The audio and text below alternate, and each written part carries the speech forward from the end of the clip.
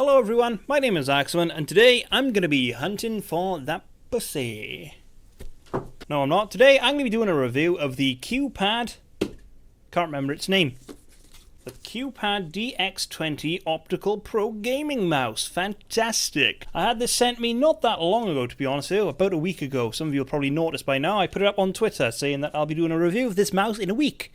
What do you know, it's a week already. That was bloody quick. Now I'm going to be honest, I'm probably not the most professional person to do a review of a mouse.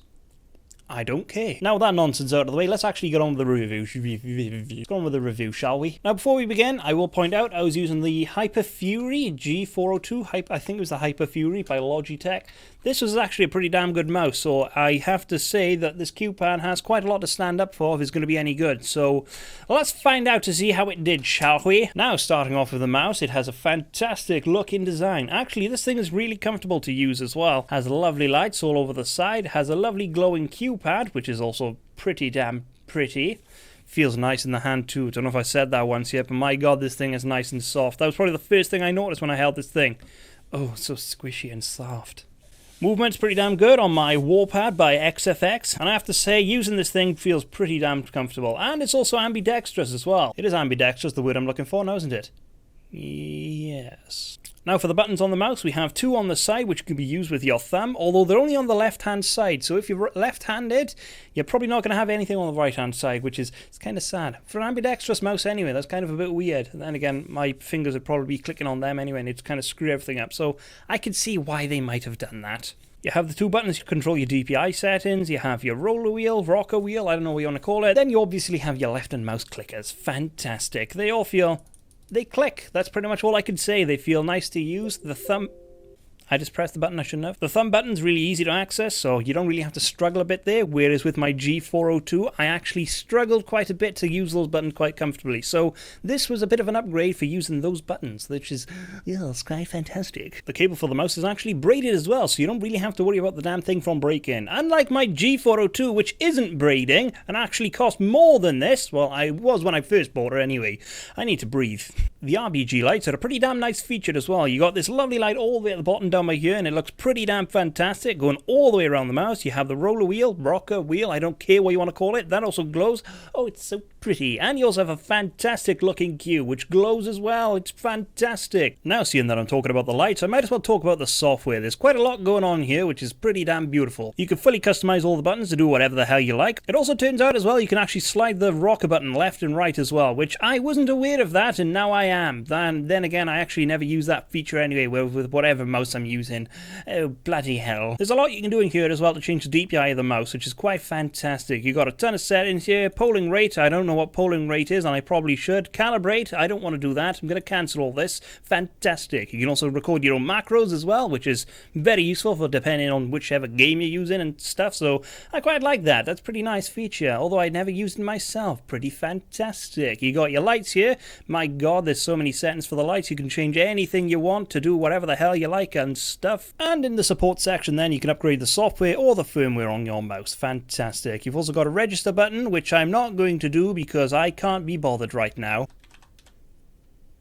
Oh, hell yeah. You've also got the option as well to change different profiles. So like there's one for your Counter-Strike, there's one for your League of Legends, there's one for your replay, and all sorts of other games that you like to play. And for whatever reason, you can follow them on all sorts of stuff. I don't know why you would put that in the software. Never mind. Oh no, my camera fell! No!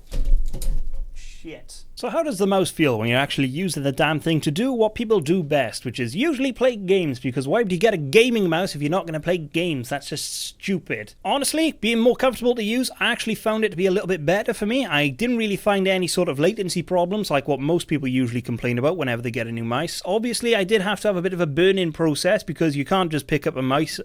You can't just pick up a mouse and be fantastic with it instantaneously. I don't really think anyone has that kind of godly power. I played a little bit of Overwatch, played a little bit of Counter-Strike, played a little bit of Trove, which some of you know already. I play a lot of Trove. Yeah, it pretty much ran everything there. Pretty damn sweet. I actually felt like I did a little bit better than I did with my Logitech, and that's probably because I was using the mouse and it was just so much more comfortable to use. I just felt a bit more at home, which kind of sounds kind of stupid now that I said that out loud. Wow, damn.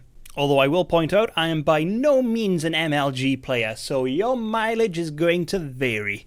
There we go. Now you're going to have to excuse my shaky cam because my tripod, well, the mount for the tripod just decided to give up, which is very unfortunate. It didn't decide to give up. I've just lost it, and I'm having to use masking tape to hold it on, and that gave up. You know, we're doing this at a huge budget here. That's fantastic. Now that about sums up the review for the QPAD. It is actually a pretty damn sweet mouse. I quite like this mouse. The customization for the lights, even though that's totally cosmetic and doesn't actually help with the game. I have to say, I didn't feel any lag. I didn't feel nothing. Felt pretty much exactly like my G402. If anything, it felt more comfortable than my G402, which is quite surprising because Logitech is usually known for being very comfortable mice and stuff. Fantastic.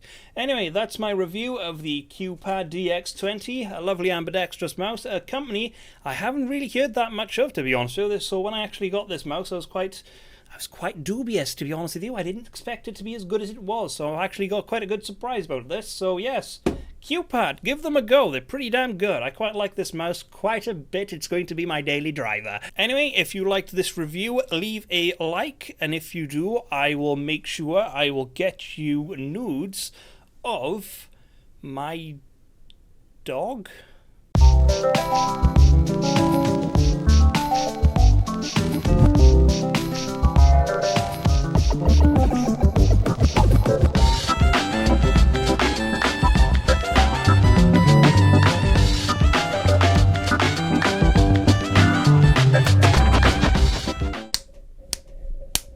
There we go, that's my synchronizing clap. There we go, now you're going to have to excuse my